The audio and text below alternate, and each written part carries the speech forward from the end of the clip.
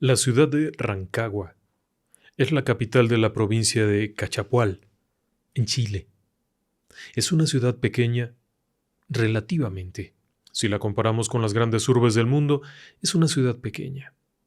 Sin embargo, es una ciudad que tiene algunos secretos, y uno de ellos está en el cementerio número 1 de la ciudad. ¿Por qué no me acompaña y le echamos un vistazo?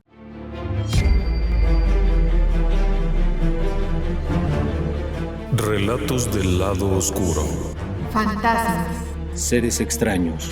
sucesos inexplicables, Perversidad humana. Historias que otras mentes prefieren ignorar.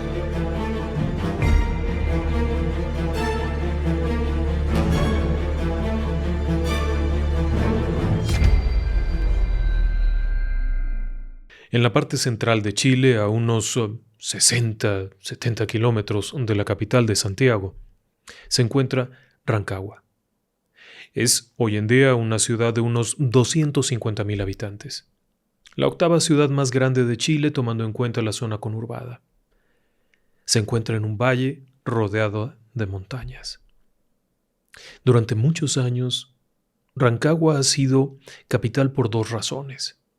Primero, porque tiene una extensión territorial de ganadería y agricultura muy importante, pero también por las minas. En la región montañosa se encuentran minas como El Teniente, que tiene 100 y pico de años de estar explotándose. Es una mina importante. Hay otras 2 o 3 minas grandes por ahí, todas ellas productoras de cobre, que han convertido en la región en una zona cuprífera. Eso le da una importancia regional. Como tal, la ciudad ha ido creciendo, se ha ido integrando, ahora tiene numerosos desarrollos habitacionales, hay algunos edificios muy altos. Originalmente era una ciudad baja, una ciudad pequeña. Pero eso no le quitó que también fuera histórica. La famosa batalla de Rancagua en 1814, con el famoso O'Higgins, personaje ilustre de la historia chilena. Se libró ahí, en el centro de esta ciudad.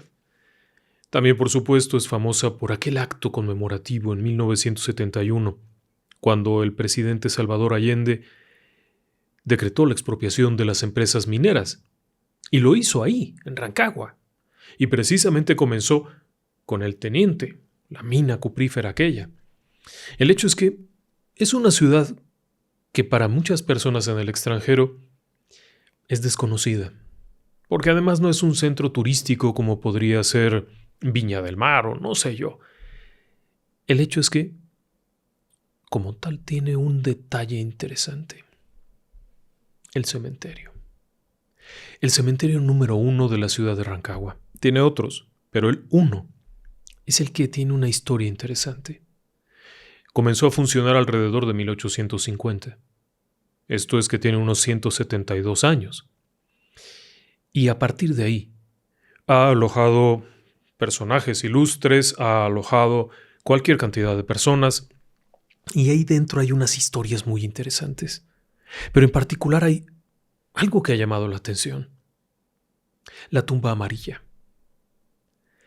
Es en realidad una especie de ermita, es una construcción con forma de capilla, un mausoleo, que está pintado de color amarillo. Pero realmente la pintura de color amarillo no es tan importante como la enorme cantidad de pequeños grafitis que hay por todas partes. Sí, es cierto. Rancagua, a pesar de ser una ciudad moderada, también tiene problemas de grafiti. Toda la barda exterior del cementerio número 1, a pesar de sus 172 años, está llena de grafitis. Y obviamente también hay vagos que se saltan la barda para grafitear por aquí y por allá, pero aquí no.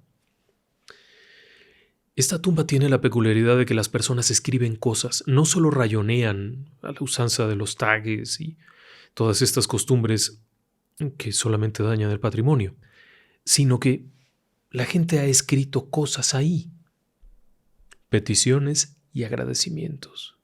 Es peculiar, ciertamente es peculiar, porque algunos de los agradecimientos son muy raros y algunas de las peticiones también son muy raras.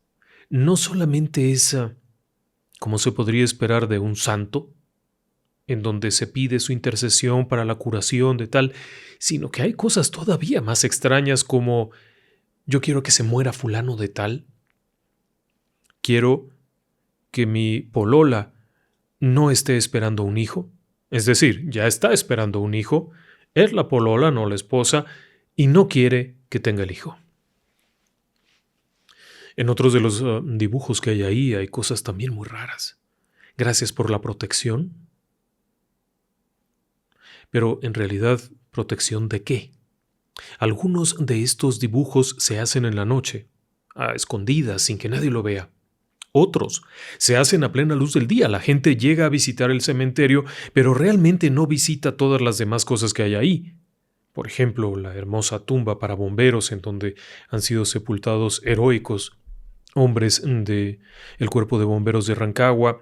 No, van a esta tumba amarilla.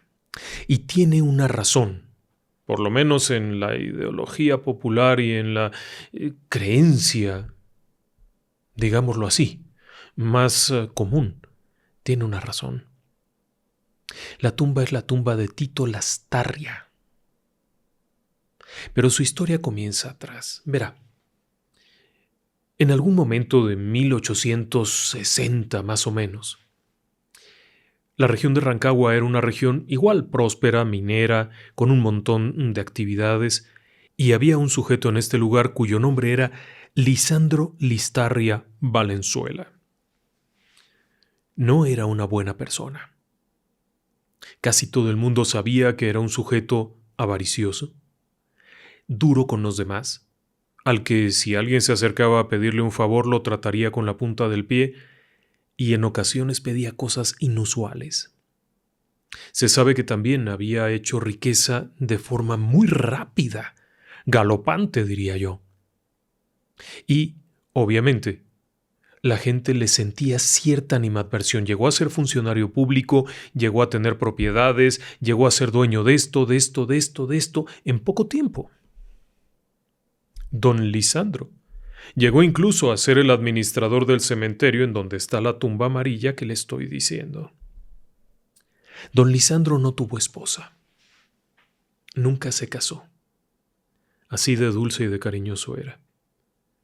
Pero se sabe que tuvo un hijo que nació alrededor de 1864.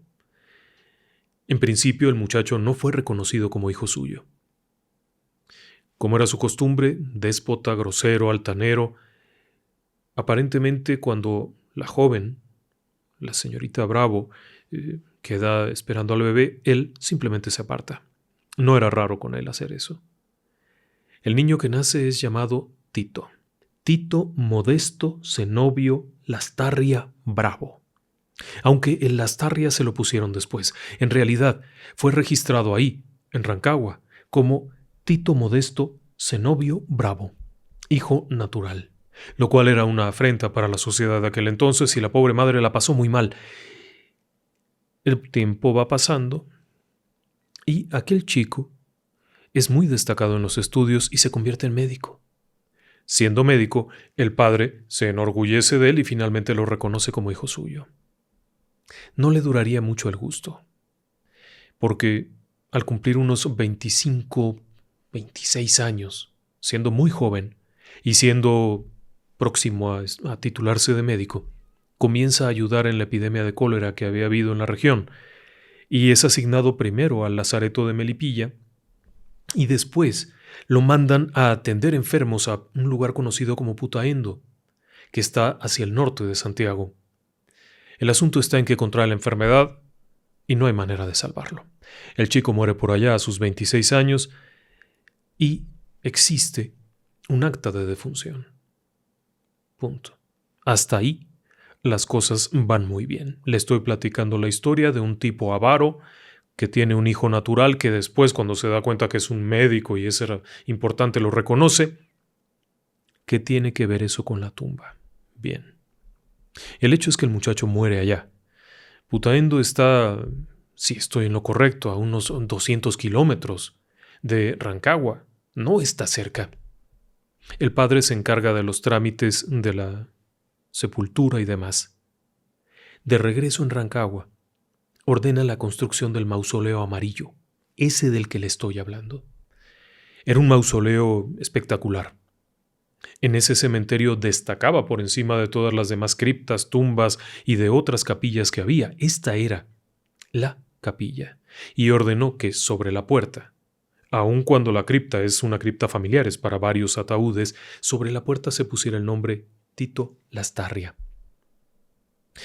La tumba tenía 4 cruces, de tal manera que era muy llamativa.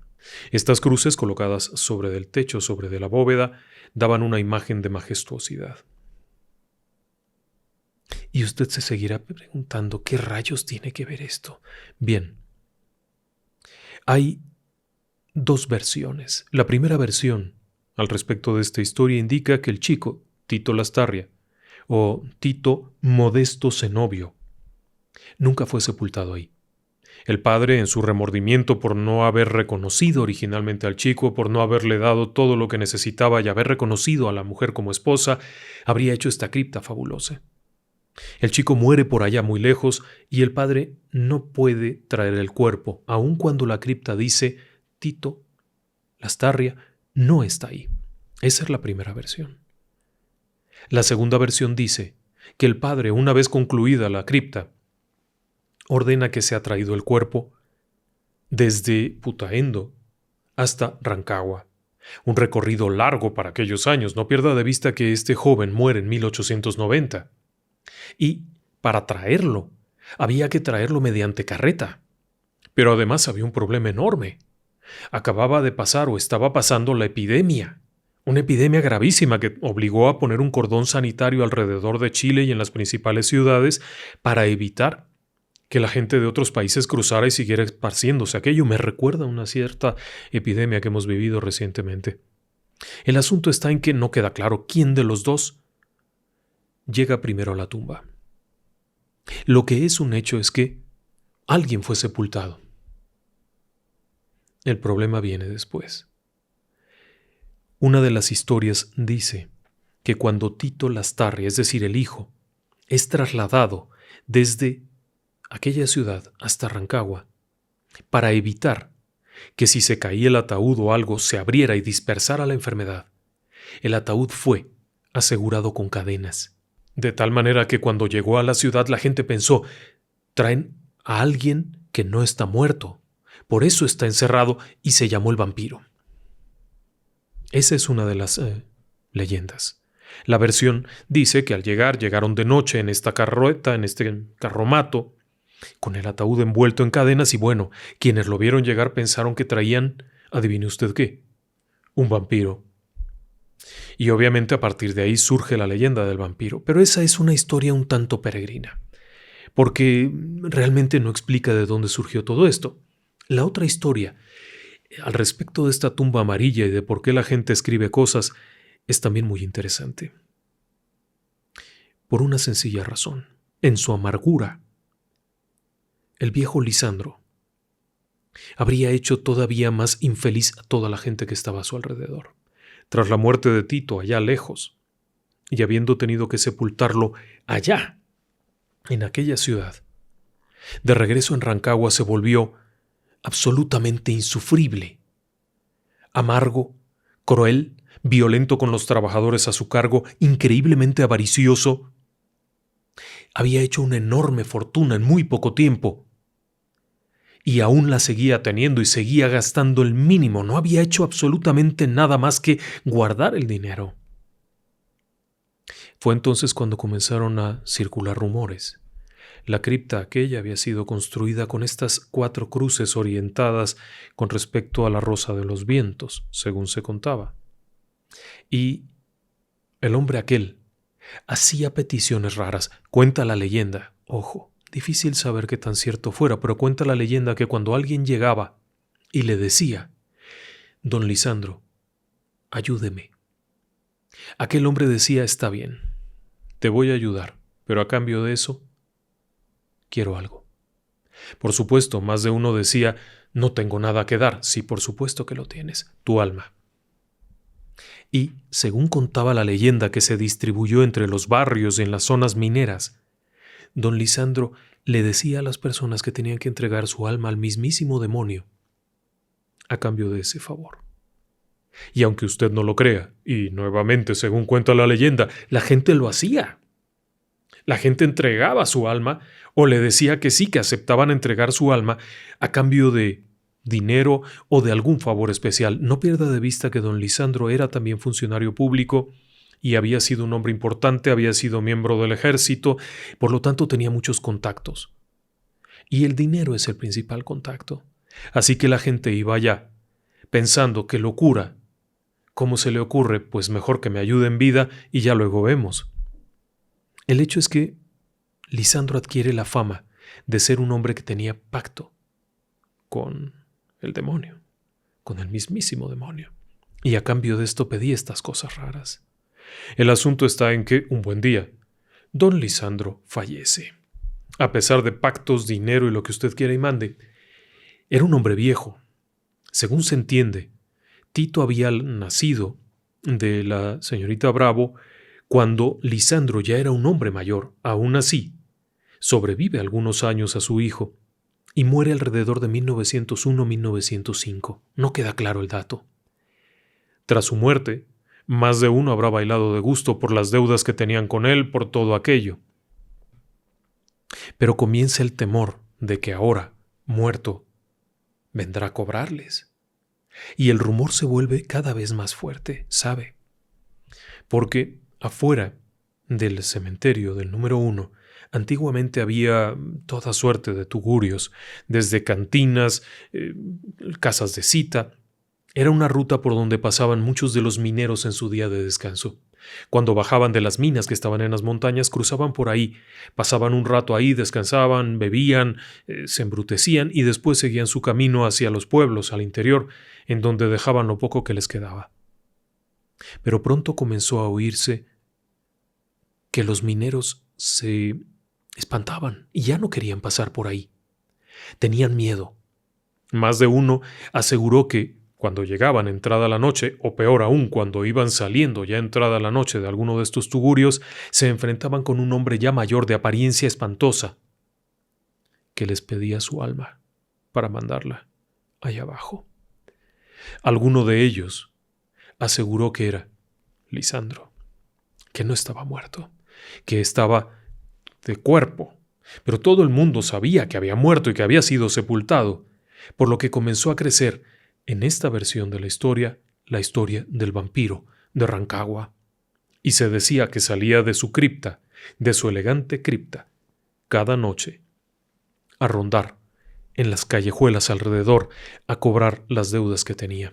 Pero peor aún, porque aquellos que huyeron del lugar o que ya no estaban ahí, sabían que el día que saliera definitivamente iría a cobrar a todos aquellos favores que había dado a cambio del alma. La leyenda continúa asegurando que eso ocurrirá el día que las 4 cruces de la tumba caigan. Y obviamente, la leyenda continuó. Algún tiempo después, ya en los años 30, las matronas, es decir, las mujeres que regenteaban por ahí y alguno de los encargados de las cantinas, contrataron a unos vagos, unos malvivientes, unos pendencieros, para que atraparan al supuesto vampiro. Y le dieran una buena golpiza, asumiendo que sería algún loco por ahí. Y sí, efectivamente, una de tantas noches aparecieron trayendo consigo al vampiro. En realidad lo que traían consigo era una persona con algún tipo de trastorno, una persona con un problema mental, al que habían vestido con un traje ridículo y le habían polveado la cara. Le habían puesto un sombrero de copa y lo habían traído, diciendo que ese era el vampiro. Por supuesto que cobraron lo que habían pedido, se les dio su dinero, al pobre loco aquel lo dejaron por ahí con la advertencia de que no volviera a salir y aquel tipo salió corriendo, pero como alma que se lleva el diablo. El asunto está en que, pocos días después, aun cuando supuestamente habían atrapado al vampiro, los mineros siguieron diciendo lo mismo. Seguían siendo perseguidos por el extraño espectro que salía del panteón. Los propios cuidadores del panteón, según se cuenta en la leyenda, difícil saber si en la realidad era así, tuvieron la opción de mejor cambiarse a la otra puerta para no ver al espectro que salía de la tumba. Desesperadas, las dueñas y los cantineros y la gente de los tugurios tomaron una decisión definitiva de aliarse con el espectro. Así es que una de esas madrugadas fueron a la tumba y pidieron el favor de que el vampiro, es decir, don Lisandro, no fuese más a perseguir a los mineros. A cambio de eso, anotarían y dejarían velas ahí. Lo hicieron, dejó de ocurrir aquello, los negocios prosperaron, obviamente siguió aquello funcionando de maravilla y fueron allá otra madrugada a poner veladoras y a escribir en la pared, con una tiza: gracias, don Lisandro, por permitirnos trabajar. A partir de ese momento comenzó el rumor de que don Lisandro seguía haciendo tratos. Sí, seguía haciendo tratos. Es decir, ¿quieres un favor? Ve y pídeselo. Es muy sencillo. Vas allá en la noche, pides el favor y cuando se cumpla vienes y escribes en la pared el agradecimiento. Hay incluso una pequeña plaquita por aquí, una por allá, una veladora consumida que alguien le dejó, otra cosa por ahí, un manojo de flores. Obviamente no se trata de familiares. Las paredes estaban llenas de esto, pero hay un problema. No olvide que la antigua leyenda dice que cuando las 4 cruces caigan, don Lisandro será libre para ir a cobrar todas estas deudas por favores realizados. Consecuencia, la gente irá a dar al mismísimo infierno. El problema viene con un pequeño detalle. Rancagua pertenece a Chile y Chile es una región sísmica muy intensa. En 1960 un terremoto derribó una de las cruces. Algún tiempo después otro sismo derribó otra. En el año 2010 un terremoto monstruoso de 8.8 grados derribó una tercera cruz. Queda una. Y por cierto, está bastante dañada. Así es que muchas personas obviamente sienten un escalofrío porque han ido allá a pedir cosas, aún a sabiendas de que eso significa que su alma se va para abajo. ¿Por qué se le llama el vampiro? Bueno, porque la gente que lo veía decía que parecía vampiro y que no parecía muerto, que parecía un cuerpo, no era un fantasma, sino un cuerpo, algo que sigue teniendo materia. De ahí que se le llamara el vampiro de Rancagua. Esa es una de las leyendas. La otra versión dice que no es él, sino el hijo. En esa otra leyenda, de igual forma, la cripta se construye, el padre, es decir, don Lisandro, manda a traer el cadáver de Tito, con las cadenas y todo, lo sepulta y comienza a vagar. Pero en realidad esa, insisto, no tendría mucho sentido porque Tito era una buena persona. Tito Modesto Zenobio era un médico, era un hombre que dio la vida salvando otras vidas. Así es que no tendría mucho sentido del por qué andaría haciendo tratos. En cambio, quienes conocieron a don Lisandro y quienes platicaban acerca de este hombre, aseguran, o por lo menos contaban los viejos, que pedía, a cambio del favor, el alma de la persona para el de allá abajo.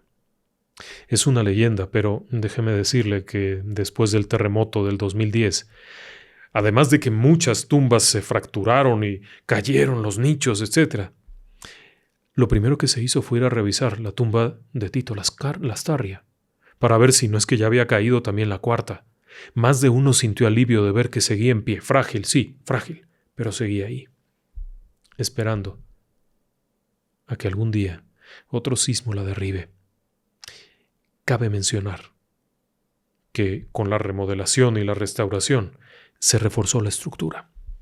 Sea por sí o sea por no, la estructura fue reforzada para evitar que en un nuevo terremoto la cuarta cruz caiga y más de uno al que le hizo favores vaya a dar con todo y zapatos ahí abajo. Periódicamente los cuidadores del cementerio lo que hacen es volver a pintar las paredes.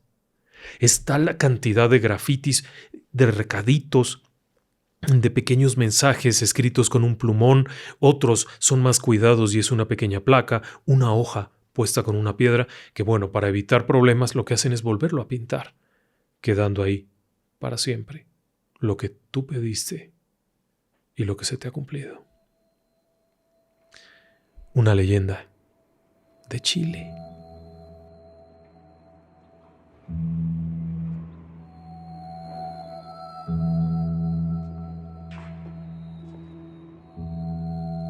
Bueno, y después de esta leyenda, le ofrezco una disculpa, sé que es breve, pero es una buena leyenda. Vamos a mandar algunos saludos. Primero que nada, vamos a felicitar a Eric Osvaldo Coronel. Eric Osvaldo cumpleaños precisamente hoy. Debe de estar celebrando con gorrito, pastel y toda la cosa. Y está en Ecuador. Le mandamos un abrazo hasta allá. María Teresa Candia Navarro está en Guadalajara, Jalisco, México, y también está de manteles largos hoy. Así es que seguramente estará festejando con mariachi y con toda la cosa. Un abrazo fuerte. Queremos también mandarle un saludo a Gonzalo. Gonzalo es el nieto de Ángela Godoy y es quien le pone los videos. Así es que le estamos agradecidos por esa ayuda a su abuela. Le mandamos un abrazo. Después queremos felicitar a Livinia Celaya, que también está cumpliendo años. Sonia, que está hasta Málaga, en España, y también cumple años hoy. Me imagino que habrán hecho una paella, alguna cosa rica. Irma Quintana Rodríguez está en las Islas Canarias. Así es que también debe de haber festejado a lo grande. Blanca Aide, que tiene 10 años. Hay que felicitarla, pero también sugerirle que le eche un ojito a Cuentos de Bandera Blanca. El día de hoy está tranquilo el programa, pero hay otras veces que está muy feo. Así es que bueno, Blanca Aide, siempre hay que escuchar a papá y a mamá. Siempre hay que hacerles caso, y a veces los temas del programa suelen ser escabrosos. Pero, de cualquier manera, nos haces sentir honrados de poder felicitarte. Feliz cumpleaños. Para Diana Ocampo, de parte de sus hijos, están en Honduras y le mandan una gran felicitación a su mamá. Marta Ruiz, en Zapopan, Jalisco, ella nos escucha con su hija Beatriz y también está de cumpleaños. Jennifer Benal felicita a sus hijos Christopher y Alexander, quienes escuchan los Cuentos de Bandera Blanca y cumplen años este mes. Así es que hay que mandarles un abrazo a todos. Muchas gracias por acompañarnos. Les recordamos que Cuentos de Bandera Blanca es el programa apto para los menores y que es educativo y muy interesante. Échenle un ojito, por favor. Mariana Díaz saluda a sus hijas Livni, Ada y Tabitha, que se están recuperando de una operación. Les deseamos lo mejor de lo mejor, que se recuperen muy pronto. Y tenemos por aquí unos saludos para Génesis Espinosa, su esposo Rafael, su mamá Diana, su papá Raúl, están en Honduras y desde allá nos acompañan. Antonio Barrena López, en Mérida, pero en España, no en Mérida, Yucatán, sino en Mérida, España. Desde allá nos escucha. Miguel Ángel González Vera, su esposa Andrea y su hijo Miguel Ángel, quien es un pequeñín. A ellos les gustan las películas de terror. Nos escuchan en Maracay, Venezuela. Qué bonito, un lugar muy bello. Guillermo Versalles, Carolina Gallardo le dice a su hijo Nicolás y a su novia Lía que todo saldrá bien este año. Desde el departamento del Yonne, en la región de Bourgogne, en Francia, les deseamos a todos que sea un gran año. Así es que ya lo saben, Nicolás y Lía, mucha suerte a seguir adelante. No se me achicopalen. Sigan adelante, sigan creciendo, sigan fuertes. Luego tenemos a Janet Lozada y su novio Patricio, que se asusta, pero igual se queda con ella. Hoy no estuvo de susto, estuvo curioso. Mónica Vázquez desde Buenos Aires, en Argentina.